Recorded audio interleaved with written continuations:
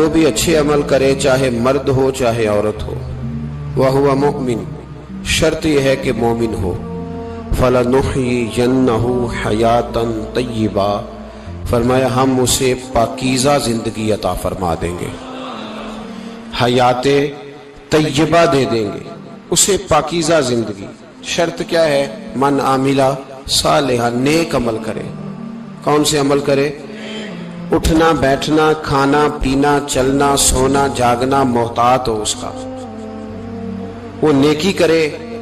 قرآن پاک کے لفظوں کے حسن پر غور فرمائیے گا، فرمایا فَلَنُحْيِيَنَّهُ حَيَاتًا طَيِّبًا ہم ضرور اسے پاکیزہ زندگی عطا فرما دیں، صاف ستھری زندگی، معیاری زندگی، خوبصورت شب و روز، آئیڈیل زندگی جس کو لوگ کہیں گے وہ والی زندگی اسے دیں۔ اور دوسرے مقام پر سورہ طٰہٰ کی آیت نمبر 124 میں فرمایا وَمَنْ أَعْرَضَ عَنْ ذِكْرِی جو ہمارے ذکر سے منہ پھیرے گا، جو ہمارا کھا کے چہرہ کسی اور طرف کرے گا، جو چلے گا ہماری زمین پر لیکن توجہ کسی اور طرف ہوگی، آسمان کی چھت ہماری بنائی ہوئی لیکن اس کے خیالات کہیں اور ہوں گے، فَإِنَّ لَهُ مَعِيشَةً ضَنْكًا فرمایا ہم اسے تنگ زندگانی عطا کر دیں گے، اس کی زندگی تنگ ہو جائے گی، اس کی معیشت تنگ ہو جائے گی۔ گناہ زندگی کو تنگ کر دیتے ہیں، نیکی زندگی میں آسانی پیدا کرتی ہے۔ آپ کو اگر زندگی میں سکون چاہیے ہو تو آپ کسی غریب کی خدمت کر کے دیکھیں، اللہ کتنا سکون عطا کرتا ہے۔ آپ بڑے پاورفل بھی ہیں، بڑے طاقتور بھی ہیں اور بڑے باوقار بھی ہیں، لیکن کسی کو گالی دے کے آپ کا دل کبھی ٹھنڈا نہیں ہوگا، تکلیف ہوگی، اس کے اندر آزمائش ہوگی۔ ڈاکٹر ریسرچ کرتے ہیں، ڈاکٹر وہ کہتے ہیں گناہ کرنے سے آدمی جسمانی طور پر کمزور ہوتا ہے، لیکن وہی عمل اگر وہ بطور نیکی کرتا ہے تو اللہ اس میں اسے قوت عطا فرماتا ہے، اسی عمل میں اللہ اسے قوت عطا کر دیتا ہے۔ میں صرف اشارہ دے رہا ہوں، اس بات کی تفصیل میں نہیں جانا چاہتا۔ میرے عزیز یہ یاد رکھیں کہ نیکی آپ کو سکون دے گی، نیکی آپ کو ٹھنڈا کرے۔ اللہ تبارک و تعالیٰ نے قوموں پہ عذاب نازل کیا اور قرآن مجید فرقان حمید نے ان قوموں کے تذکرے بیان فرمائے۔ بھائی کس لیے بیان کیے؟ کہ ہم عبرت حاصل کریں، ہم یہ غور کر لیں کہ یہ کام ہم نے نہیں کرنا، اس کام سے ہم نے بچنا ہے، ہم نے غور کرنا ہے کہ یہ چیز ہمارے اندر۔ لوگ کہتے ہیں نہیں جی نہیں ہم پہ یہ عذاب نہیں آئے گا، بالکل نہیں آئے گا، اس میں شک نہیں، پر اللہ نے بیان کس لیے کیا تھا؟ بیان کیا قرآن مجید معاذ اللہ کسی ایسی چیز کا بیان کرتا ہے جس کی ضرورت نہ ہو؟ قرآن پاک نے ایک ایک حرف ایسا بیان کیا جس کی مسلمان کو ضرورت تھی۔ قوم نوح کا ذکر فرمایا قرآن پاک نے، حضرت نوح علیہ السلام کی قوم کو حضرت نوح علیہ السلام نے 1500 سال سمجھایا ہے، 15 کچھ لوگوں نے 950 سال لکھا ہے نا، اعلیٰ حضرت نے لکھا ہے 1500 سال عمر ہوئی حضرت نوح علیہ السلام کی۔ اللہ تعالیٰ بندے کو جلدی سزا نہیں دیتا، بلکہ قرآن مجید میں ایک جگہ رب کریم اس طرح بھی فرماتا ہے کہ جب بندے مجھے بھول جاتے ہیں تو میں ان کے لیے نعمتوں کے دروازے کھول دیتا ہوں۔ بندہ سمجھتا ہے کہ میں کچھ تو ہے نا کہ میرے اندر کہ میں جدھر جاتا ہوں خیر ہی خیر ہو جاتی ہے، وہ سمجھتا ہے کہ میری عقل ہے، حالانکہ اللہ اسے ڈھیل دیتا ہے، اللہ اسے ڈھیل دیتا ہے۔ گناہوں کی سزا کے 3 طریقے ہیں، ایک ہے متنبع کرنا، تنبیہ کرتا ہے اللہ، بندہ متنبع ہو جاتا ہے، یہ اللہ کا بہت بڑا احسان ہوتا ہے۔ ایک ہوتا ہے مہلت دینا، اور ایک تیسرا ہوتا ہے اللہ خفیہ تدبیر کرتا ہے۔ تھوڑا سا سمجھیے گا، انسان پر کوئی آزمائش آئی، فوراً اس کی چھٹی اس نے کہا کہ وہ فلاں جگہ غلطی کی تھی تب ایسا ہوا ہے، ہوتا ہے نا کئی دفعہ، آواز آتی ہے نا اندر سے، چلیں بول دیں کچھ نہیں ہوتا آپ کو، اللہ جانتا ہے یہاں کوئی کچھ نہیں کہے گا آپ کو، اور ہماری تو ویڈیو بھی نہیں گھومتی، یعنی خبر بھی نہیں ہو کہ کس نے ہاں کر دی کس نے نہ کر دی۔ آپ بغیر ٹینشن کے بات چیت کریں، آج کچھ نہیں ہوتا ہے انشاءاللہ تعالی۔ آتی ہے اندر سے آواز، میں آپ سے اس لیے ان چیزوں کی تصدیق کراتا ہوں کہ باقیوں کو بھی آتی ہے کہ نہیں، اس لیے تصدیق۔ کبھی کوئی کسی جگہ انسان پریشان ہوتا ہے تو محسوس کرتا ہے کہ وہاں مجھ سے ہوتا ہے نا جی، جس کو یہ نصیب ہو جائے بڑا خوش نصیب آدمی ہے۔ حضرت مولا علی فرماتے ہیں اگر تجھے دنیا میں سزا مل گئی تو بچ گیا ہے، سمجھ پھر اللہ کرم کرے گا، آخرت میں سزا نہیں دے گا۔ اور یہ یاد رکھ لے، وما اصابکم من مصیبت فبما کسبت ایدیکم ویعفو عن کثیر۔ اللہ فرماتا ہے دنیا میں تجھے جو بھی تکلیف پہنچتی ہے وہ تیرے ہاتھوں کے کرتوتوں کی وجہ سے پہنچتی ہے۔ ویعفو عن کثیر، فرمایا کثیر گناہ تو میں ویسے ہی معاف کر دیتا ہوں۔ یہ جو تیری زندگی میں دکھ ہے نا، یہ بھی میری قلیل سزائیں ہیں۔ یہ کثیر پر سزا، یہ قلیل ہے، قلیل یہ جو تمہاری زندگی میں تکلیفیں۔ انسان کو سزا ملتی۔ حضرت فضیل بن عیاض رحمۃ اللہ تعالی علیہ گھوڑے پہ بیٹھے تھے، گھوڑا شرارت کرنے لگ گیا، اچھلنے لگ گیا، کودنے لگ گیا، تو حضرت فضیل بن عیاض نیچے اترے، ایک کونے میں جا کے نماز کی نیت باندھ لی، 2 رکعت نماز پڑھی، پھر دیر تک استغفار پڑھتے رہے، روتے رہے، دعا کرتے رہے، واپس آئے۔ خادم عرض کرنے لگے حضور سمجھ نہیں آئی، گھوڑے نے تھوڑی سی شرارت کی، وہ بدکا ہے، آپ نے اس کو چھوڑا ہے اور چھوڑ کر کے آپ نماز میں لگ گئے۔ تو حضرت فضیل بن عیاض فرمانے لگے جب بندہ اللہ کی نافرمانی کرتا ہے نا تو جو چیزیں اس کی فرما بردار ہوتی ہیں وہ اس کی نافرمانی کرنے لگ جاتی۔ تو مجھے محسوس ہوا تھا کہ میں نے کہیں اللہ کی نافرمانی کی ہے، اس لیے ایسا ہوا ہے کہ میرے گھوڑے نے میری، تو میں توبہ کرنے لگا ہوں، اور اب دیکھتا ہوں بیٹھ کے بھلا کیا ہوتا ہے۔ میں نے سچی توبہ، حالانکہ مجھے یاد نہیں کہ میں کہاں بولا، پر کھری اور سچی توبہ کی۔ دوبارہ گھوڑے پہ بیٹھے تو گھوڑا بالکل صحیح ہو کے ساتھ چلنے لگ گیا۔ میرے بھائی جب یہ تنبیہ ہے اللہ کی طرف سے، یہ متنبہ کیا جاتا ہے کہ تو بعد آ جا۔ بہت ساری جگہوں پہ انسان کو وقتی طور پر اگر سزا مل جائے، نبی پاک علیہ السلام کی خدمت میں ایک صحابی آئے، بات مضبوط کر دوں، واقعہ سنایا ہے نا تو کچھ لوگ سمجھتے ہیں کہ یہ واقعہ ہے، تو میں ایک حدیث پاک امام بہقی کی لکھی ہوئی عرض کرتا ہوں۔ نبی پاک علیہ السلام کے ایک صحابی آئے اور ان کا سر پھٹا ہوا تھا، خون بہ رہا تھا۔ سرکار نے فرمایا کیا ہوا؟ عرض کی حضور ایک عورت جا رہی تھی، میری نظر پڑی، ابھی نظر پڑی ہے کہ میرے آگے ستون آ گیا تو میرے سر پہ لگ گیا ہے۔ نبی پاک صلی اللہ علیہ وسلم نے فرمایا تیرے لیے خوشخبری ہے، اگر دنیا میں تیری غلطی کی تجھے سزا ملی ہے تو پھر رب تجھے قیامت میں سزا نہیں دے گا۔ پھر اللہ قیامت میں سزا، بعض گناہ ایسے ہیں جن کی یہاں بھی سزا ملے گی اور وہاں بھی ملے، لیکن میرے بھائی پہلی بات یہ ہے کہ اللہ تعالیٰ اس غلطی کی یہی سزا دے لے، اور دعا فرمائے اللہ تبارک و تعالیٰ یہاں بھی معافی عطا فرمائے، وہاں بھی معافی عطا فرمائے، اللہ درگزر ہی فرمائے۔ لیکن میرے بھائی ایک تو یہ سزا، ایک سزا یہ ہوتی ہے کہ انسان جب گناہ کرنے لگتا ہے تو اللہ نعمتوں کے دروازے کھولتا ہے، مہلت دیتا ہے۔ 500 سال تک فرعون کو مہلت دی۔ کتنے؟ یہاں جو 5 سال حکومت کر لیتا ہے وہ کہتا ہے سب سے قابل میں ہی ہوں، مجھے مہلت جو ملی ہوئی ہے۔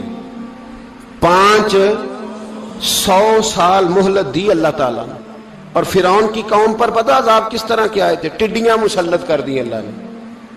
یہ گھومتی نہیں چھوٹی سی، ہم اپنی زبان میں اس کو کچھ لوگ مختلف ناموں سے یاد کرتے ہیں، کوئی مکڑی کہتا ہے، کوئی کچھ کہتا ہے، مسلط کر دی، جاتی نہیں۔ ان پر بنی اسرائیل کے ان مقابل جو فرعون کی قوم تھی ان پر الزام اس طرح کا عذاب آیا کہ مینڈک مسلط کر دی اللہ تعالیٰ۔ برتن کھولتے تھے اندر مینڈک نکلتا تھا، دنیا کی ہر دوائی استعمال کرتے تھے لیکن مینڈک نکل آتا تھا۔ تھوڑا سا سمجھا کریں چیزوں کو، ہمارے رنگ نہیں زیادہ گورے کہ ہم پر عذاب نہیں آتا، کوئی بہت زیادہ اللہ تعالیٰ معاف فرمائے دولت نہیں جمع کرا بیٹھے شاہی خزانے میں کہ ہم سے پوچھا نہیں جائے گا۔ یہ مہلت ہے، مہلت کو مہلت سمجھو۔ پھر جب پکڑ آتی ہے نا اللہ کریم کی، میں نے دیکھا ہے کروڑوں روپیہ، 6 اولادیں۔ ایک شخص کے بچے باہر سے آ رہے تھے، وہ بندہ بیمار تھا، مجھے کہنے لگا حضرت جی دعا کریں میں ان کے آنے سے پہلے مر جاؤں ورنہ آ کے مجھے مار دیں گے، دعا کریں۔ اتنی بے سکونی، کروڑوں روپیہ پڑا ہے تو یہ عذاب نہیں؟ کوئی ضروری ہے کہ پتھر ہی برسیں گے تو سمجھ آئے گی؟ یہ جو سگا بیٹا بوڑھے باپ کے قریب سے گزر جاتا ہے، سلام نہیں لیتا تو اس کو عذاب نہیں سمجھتے؟ یہ جو امت کی بیٹیاں، امت کی بچیاں، ہماری بچیاں ایک سال کے اندر 75 75 76 76 ہزار بچی ایک ایک ڈویژن سے بھاگ کے شادی کر رہی ہے اور ایک ایک صوبے سے، تو اس کو آپ اللہ کا عذاب نہیں سمجھتے؟ یہ معمولی بات ہے؟ نہیں نہیں، ہمارے رنگ ہو رہے ہیں، ہم بڑے سمارٹ ہیں۔ 1500 سال مہلت دی نوح علیہ السلام کی قوم کو۔ کتنے سال؟ بول کے بتائیے، بول کے دوبارہ بولیے۔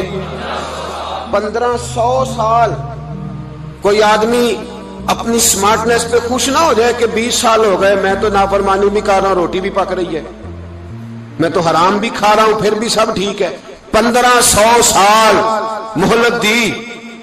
پھر حضرت نوح کہنے لگے اللہ میں نے تو بڑا سمجھایا، نہیں باز آتے۔ تو رب کریم نے فرمایا کشتی بناؤ۔ اللہ کے پیغمبر کشتی بنانے لگے تو قوم مذاق اڑانے لگ گئی۔ اب کیا کرنے لگے ہو؟ اب کشتی بنانے لگے ہو، خیر تو ہے، قوم مذاق اڑا رہی ہے۔ حضرت نوح علیہ السلام کا آپ نے کشتی بنائی، پانی کہاں سے نکلا؟ نہ بارشیں ہوئی نہ سیلاب آئے، ایک تندور تھا اس کے اندر سے پانی نکلنا شروع ہو گیا۔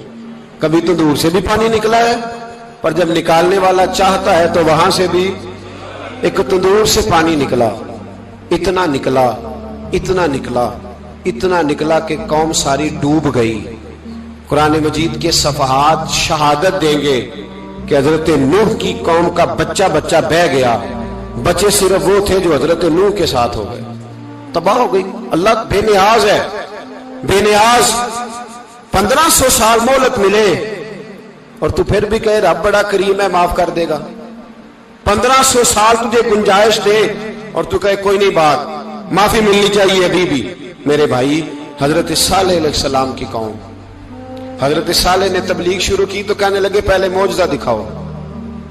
جی آج تو نہیں لوگ معجزے مانگتے، آج بھی لوگ کرامتے اور معجزے، اللہ معاف کرے، جو چیزیں معجزہ تو ہو نہیں نہ سکتا، لیکن آج بھی لوگ، آپ یقین کریں، کہتے ہیں یہ بڑی نمازیں پڑھتا ہے تو پھر بخشا کیوں نہیں گیا، پھر کیوں نہیں منو سلوا کیوں نہیں اترا اس پر، پھر میں بھی اسی طرح ہی ہوں، کیا اس کے اندر خوبی آ گئی؟ مولوی بھی ویسے ہی ہے، صوفی بھی ویسے ہی ہے، لوگ مانگ نہیں رہے، لوگ دلیلیں مانگ نہیں رہے، ابھی بھی لوگ بحث نہیں کرتے، کیا فرق آ گیا جی؟ ویسے ہی ہیں سارے۔ اللہ تعالیٰ سے ڈرنا چاہیے، ہمیں سامنے والے کی طرف دیکھ کر صحیح ہونے کا حکم نہیں ہے، ہمیں اپنی اصلاح کا حکم ہے، اپنی طرف دیکھ کے اپنے آپ کو ٹھیک کرنے کا۔ الزام لگا کے گزر جانا، اس کا کوئی مطلب سنو اور یاد رکھو۔ حضرت صالح علیہ السلام سے کہنے لگے پہلے معجزہ دکھائیں، تو حضرت صالح علیہ السلام نے فرمایا اونٹ کہاں سے پیدا ہوتے ہیں؟ کہا اونٹنی کے بطن سے۔ فرمایا آؤ میں تمہیں پہاڑ کے اندر سے اونٹنی پیدا کر کے دکھاتا ہوں۔ کہاں سے؟ پہاڑ کے اندر سے۔ حضرت نوح ساتھ لے کے گئے تو پہاڑ کے اندر سے اونٹنی نکلی، اور اونٹنی بھی گابن تھی، اس کے پیٹ میں بچہ، اور اونٹنی اتنا دودھ دیتی تھی کہ ساری بستی دودھ پی جاتی تھی، پھر بھی دودھ بچ جایا کرتا تھا۔ لیکن حضرت نوح علیہ السلام نے فرمایا اب تم نے دیکھ تو لیا یہ اسے، یہ جتنا دودھ دے گی روٹی بھی اتنی کھائے گی، ایک دن تم سارے پانی پیو گے، ایک دن یہ سارا پانی پیا کرے گی، ایک دن تم سارے باقی جانوروں کو گھاس کھلاؤ گے، ایک دن یہ اونٹنی، اور اونٹنی کا نام کیا؟ ناقۃ اللہ، اللہ کی اونٹنی۔ کس کی اونٹنی؟ نام کیا ہے؟ اللہ کی، یہ اللہ کی اونٹنی ہے۔ تو حضرت نوح علیہ السلام کی اونٹنی، فرمایا اس کی بے ادبی نہ کرنا۔ باز نہیں آئے لوگ، باز نہیں آئے، کہنے لگا جی دودھ دینا تو ٹھیک ہے، پر یہ جو سارا پانی پی جاتی ہے نا یہ صحیح نہیں، یہ جو ساری گھاس کھا جاتی ہے یہ نہیں ٹھیک، دودھ دینا تو ٹھیک ہے پر یہ نہیں صحیح۔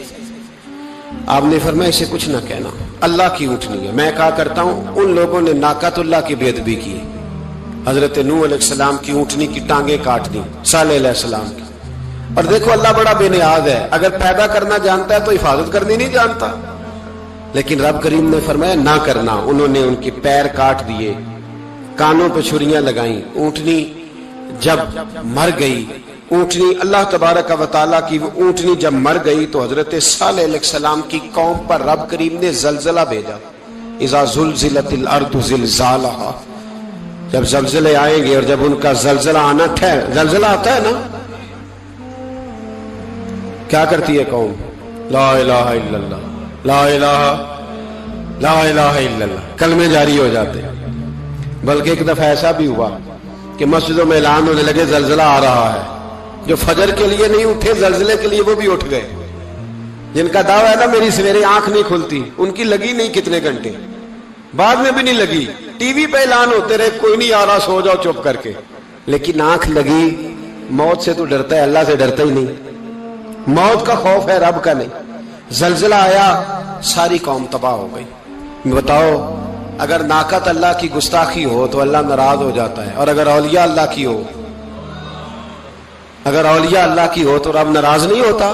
شرم نہیں آتی لوگوں کو داتا صاحب کی بے ادبی کرتے، شرم نہیں آتی لوگوں کو غوث اعظم کی گستاخی کرتے، حیا نہیں آتی جنہوں نے دین پھیلایا ان کی بے ادبی. میں درد سے کہتا ہوں، رو کے کہتا ہوں، اور اگر کلیجہ پھٹ سکے تو میں دکھاؤں زخم کتنے. ایک حج کے موقع پر ایک بابا جی، اس سال 4,80,000 روپے کا پرائیویٹ حج تھا، اور بابا جی کی کیفیت کمزور تھی، بیچارے بیمار تھے. اس کے باوجود وہ گئے. بوڑھے آدمی، جا کے بیٹھیے، بزرگ، اور کتنی مشکل ہے وہاں منا، مزدلفہ، عرفات، طواف زیارت. کتنا مشکل کام ہے طواف زیارت کرنا، طواف وداع کرنا. کس کٹھن سے حج کیا، بڑھاپے میں پیسے بھی لگائے. اور جب وہ روضہ رسول پہ گئے صلی اللہ اور انہوں نے جا کے نبی پاک صلی اللہ علیہ وسلم کے روزے کی طرف منہ کر کے درود شریف پڑھا تو ایک ملا نے اٹھ کے کہہ دیا تو تو مشرک ہے. تو میری روح کانپی. میں نے کہا تجھے شرم نہیں آئی، حیا نہیں آئی؟ اس کی عمر دیکھ، کس بڑھاپے میں کہاں سے چلا، کہاں آیا. یہ مشرک ہوتا تو کسی مندر میں جاتا، یہ مشرک ہوتا تو کسی گرجے میں جاتا. یہ مشرک نہیں، یہ مومن ہے. اور یہ وہ والا مومن ہے جس کے سینے میں دل جب دھڑکتا ہے تو خالی دھڑکتا نہیں، ساتھ وہ محمد عربی پہ درود و سلام بھی پڑھتا ہے. شرم نہیں آتی لوگوں کو؟ اتنی بڑی گستاخی کرتے. جو روزہ رسول پہ آیا مشرک ہے. میں نے تو ایک مولوی کو صاف صاف کہا تھا، میں نے کہا اگر میں مشرک ہوں تو نکالو، مشرک کا داخلہ تو یہاں ویسے ہی منع ہے. شرم نہیں آتی؟ اپنی زبان کا ایک پاس کرو کچھ. اتنا ظلم، اتنی بڑی فرقہ واریت امت میں، اتنا امت کو تقسیم کرتے ہو، تمہیں شرم نہیں آتی؟ جہاں سے اتحاد کا پیغام دینا چاہیے وہاں سے تم لوگوں کو فرقے کا پیغام دیتے ہو، ایک مقصود فرقے کی تبلیغ کرتے ہو. خدا را تو میں کہہ رہا ہوں ناقت اللہ کی بے ادبی پہ عذاب آتا ہے تو اولیاء اللہ کی بے ادبی میں نہیں آتا.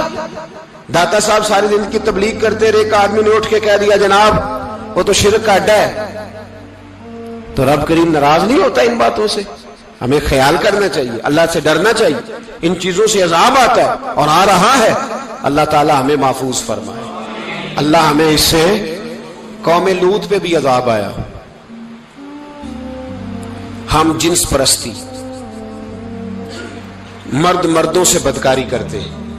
حضرت نوح نے سمجھایا کہ یہ کام درست فطرت کے خلاف ہے، یہ کام درست نہیں.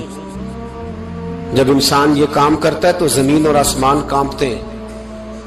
اب میں کیسے کھول کے بتاؤں؟ میرے پاس اعداد و شمار ہیں کہ پاکستان کے اندر اس کام کی کیفیت کیا ہے اور کس طرح کر کے لوگ، میں تو رونا روتا رہتا ہوں داڑھی کا.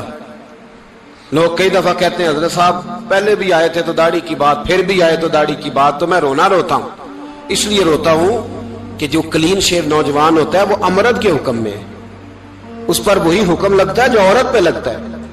اس کے ساتھ مرد کا اٹھنا بیٹھنا اسی طرح ناجائز ہے جس طرح عورت کے ساتھ.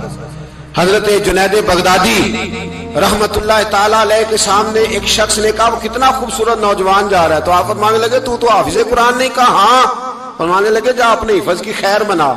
وہ شخص کہتا ہے میں نے اس بغیر داڑھی والے کلین شیو نوجوان کو بری نظر سے دیکھا، مجھے قرآن پاک ہی بھول گیا، سارا قرآن پاک بھول.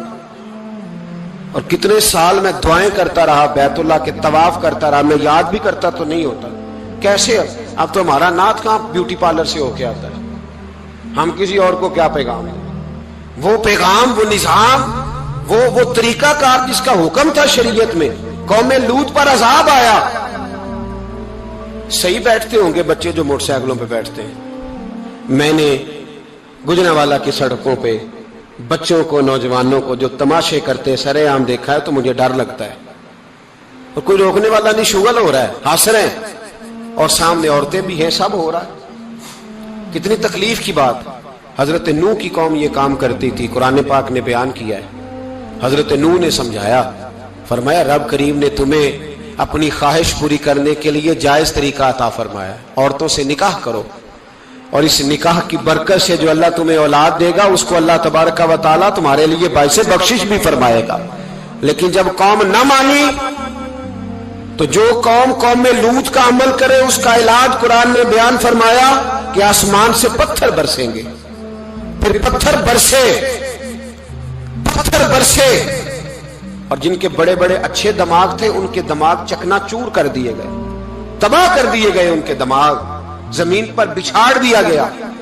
اللہ مہلت دیتا ہے لیکن اس کا مطلب یہ نہیں کہ انسان توبہ ہی نہ کرے. حضرت شعیب علیہ السلام کی قوم پر بھی عذاب آیا، اس لیے کہ بددیانتی کرتی تھی، ناپ تول میں کمی کرتی تھی. میں نے کہا تھا شب قدر کی رات کہ یہ کوئی تماشا ہے کہ شب رات آئی تو ساری رات روتے رہے، یا اللہ معاف کر دے، یا اللہ معاف کر دے، رو رو کے چیخے مار مار روئے.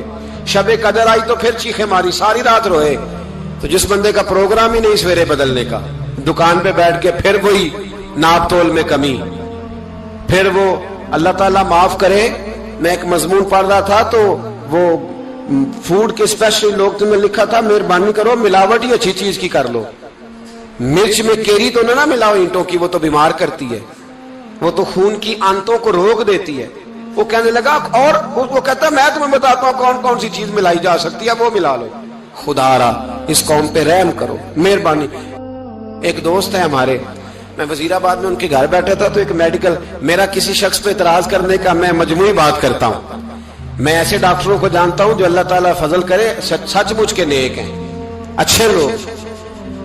تو بچے کا میڈیکل سٹور ہے تو والد بیمار ہو گیا تو کہتا ہے ابا جی ڈاکٹر صاحب نے کہا آپ کو ڈرپ لگنی ہے. تو سگے باپ کو ڈرپ لگانے لگا تو باپ کیا کہتا ہے پتر تیری مہربانی مینوں کوئی اصلی لائی، وہ نہ لائی جڑی لوکاں نوں لانا ہے.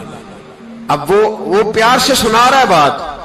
میں نے اسے کہا کہ یہ تو ڈوب مرنے کا مقام ہے نا، ڈوب مرنے کا مقام، کہ جس ملک کے اندر دوائی بھی صحیح نہ بکے، اصلی نہ ملے دوائی بھی، اور پھر وہ قوم کہے کہ ہم نے تو پورے روزے رکھے، ہم نے تو بڑا صدقہ اور خیرات کیا، دوائی بھی اصل نہ ملے. جناب شعیب علیہ السلام کی قوم ناپ تول میں کمی کرتی تھی تو اللہ تبارک و تعالیٰ نے ان پر بتا عذاب کس طرح کا بھیجا. شدید گرمی ہوئی، اللہ ہمیں محفوظ فرمائے. سارے آمین کہہ دیا. دیکھیں کتنا اچھا موسم کر دیا رب کریم. اللہ ہمیں محفوظ فرمائے، اللہ رحمت فرمائے. شدید گرمی کی لہر آئی، باہر اتنی گرمی ہوئی کہ لوگ اپنے گھروں میں گھس گئے. جس طرح سورج کی شعائیں گھروں کے اندر داخل ہو جاتی اس طرح گرمی کی لہر اندر داخل ہوئی. اور جس طرح کسی کو آگ لگ جائے تو وہ آدمی اچھلتا کودتا ہے نا، اس طرح یہ لوگ اچھلنے لگے اور اچھل کود کے مر گئے. جرم کیا تھا؟ ناپ تول میں کمی کرتے. حضرت داؤد کی قوم بھی تباہ ہوئی. جرم کیا تھا؟ ہفتے والے دن مچھلیاں نہیں پکڑنی تو یہ پکڑتے تھے. حکم ہے نا مسلمان کو نماز کے ٹائم کوئی اور کام نہیں کرنا، نماز پڑھنی ہے. میرا خیال ہے مسلمان تو فٹافٹ آ جاتے ہیں، سارے ہی پہنچ جاتے ہیں نا مسجدوں میں. ہلکا ہلکا بول رہے ہیں آپ، کیوں نہیں پہنچتے؟ اگر حضرت سیدنا، اور پتہ انہیں سزا کیا ملی؟ اللہ نے فرمایا اس ٹائم عبادت کر، میرے کام نہیں کرنا، وقت نہیں ہے کام کا. انہوں نے مچھلیاں پکڑی، 12,000 لوگ تھے. پتہ ہے مالک نے سزا کیا دی؟ بندر بنا دیا. اللہ کریم قرآن مجید کا پہلا سپارہ پڑھے، فَجَعَلْنَاهَا نَكَالًا لِمَا بَيْنَ يَدَيْهَا وَمَا خَلْفَهَا. اللہ فرماتے ہیں پچھلوں کے لیے بھی عبرت بنا دیا، بعد والوں کے لیے بھی عبرت، نشان عبرت بنا دیا. بندر بن گئے. اور جو ان کے دوست جو بچ گئے تھے ان کے پیر چومتے تھے، روتے تھے. 3 دن بندر بن کے زندہ رہے. پھر اللہ نے سب کو اجتماعی موت دے دی.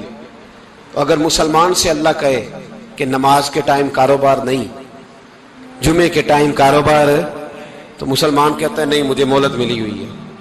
یہ تو اس وقت پتہ چلتا ہے نا جب بچے ڈیوٹی لگاتے، ہاں ہاں ہاں عذاب آتا ہے، اس وقت پتہ چلتا ہے. میں نے دیکھا یہ منظر، اس وقت پتہ چلتا ہے جب بچے کسی ملازم 6,000 کی ڈیوٹی لگاتے، کہتے ہیں ابے کا دھیان رکھنا، ہم دکان پہ بیٹھنے لگے.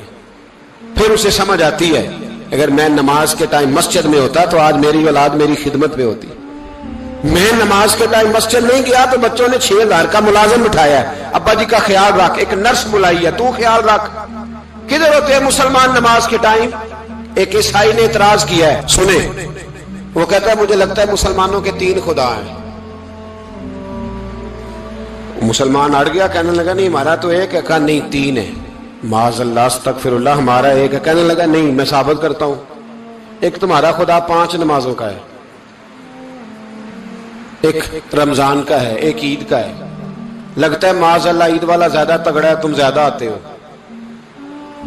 رمضان والا لگتا ہے اس سے کچھ کمزور ہے، تم تھوڑے آتے ہو، اور 5 نمازوں والا شاید سب سے کمزور ہے۔ بات عقل کی ہے کہ نہیں؟ اس نے اعتراض ٹھیک کیا، تو مسلمان کو چاہیے نا خیال کرے۔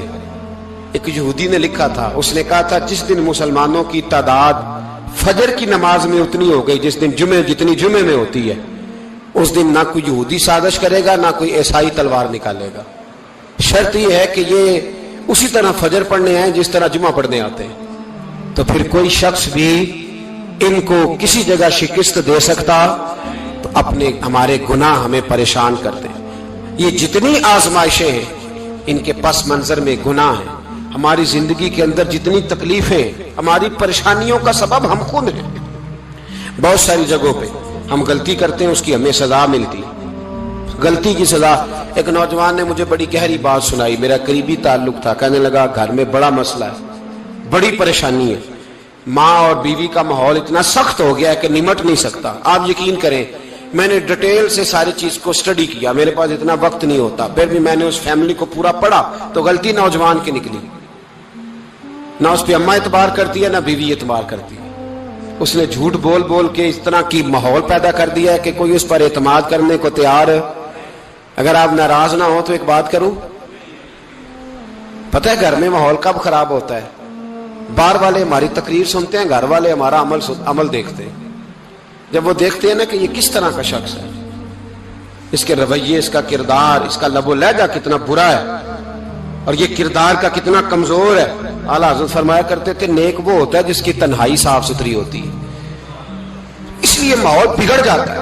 یہ جو ہم کہتے ہیں نا میرے سجن بڑے بنتے ہیں پھر ٹوٹ جاتے ہیں، کچھ لوگ ایسے ہوتے ہیں جو ان کے پاس جاتا ہے انہی کا ہو جاتا ہے، وہ کہیں اور کے قابل کیوں بھلا؟ اس لیے کہ ان کے کردار میں ٹھنڈک دیکھتا ہے، ان کے لب و لہجے میں مٹھاس دیکھتا ہے، اس شخص میں اتنی خوبصورتی دیکھتا ہے کہ اسی کا بن جاتا ہے۔ حضرت ابراہیم بن ادم کے پاس ایک نوجوان آیا، کہنے لگا میں گناہ کرنا چاہتا ہوں۔ فرمانے لگے بالکل کر، اللہ کا دیا ہوا رزق کھانا چھوڑ دے اور گناہ کر۔ کہنے لگا یہ نہیں ہو سکتا۔ فرمانے لگے چل پھر اس طرح کر، رب کی زمین پہ نہ رہ، کسی اور کی زمین پہ چلا جا۔ کہنے لگا یہ بھی نہیں ہو سکتا۔ فرمانے لگے چل اللہ کی چھت سے نکل جا۔ کہنے لگا یہ بھی نہیں ہو سکتا، تو آپ رو پڑے۔ فرمانے لگے پھر جناب اسرائیل جب آئیں تو ان سے کہنا مجھے 2-3 سال کی مہلت دے دے، پچھلی میری گناہوں میں گزر گئی، میں ذرا 3 سال عبادت کر لوں۔ تو وہ شخص بھی رونے لگا، کہنے لگا حضور وہ مہلت نہیں دیتے، وہ جب لینے آتے ہیں تو پھر لے کے اللہ تعالیٰ نے جب انسان بنانا چاہا نا تو جناب جبریل کو کہا مٹی لے کے آ زمین سے۔ حضرت جبریل نے مٹی پہ ہاتھ ڈالا تو باقی کی مٹی رونے لگ گئی، اسے جدا نہ کر۔ تو جناب جبریل چھوڑ کے چلے گئے۔ حضرت میکائیل کو بھیجا مٹی لا، مٹی پہ ہاتھ ڈالا تو باقی کی مٹی رونے لگ گئی، چھوڑ کے چلے گئے۔ جناب اسرائیل کو بھیجا، مٹی پہ ہاتھ ڈالا تو باقی کی رونے لگ گئی، چھوڑ کے نہ جاؤ۔ تو حضرت اسرائیل فرمانے لگے تیرا رونا دیکھو کہ رب کا حکم دیکھو۔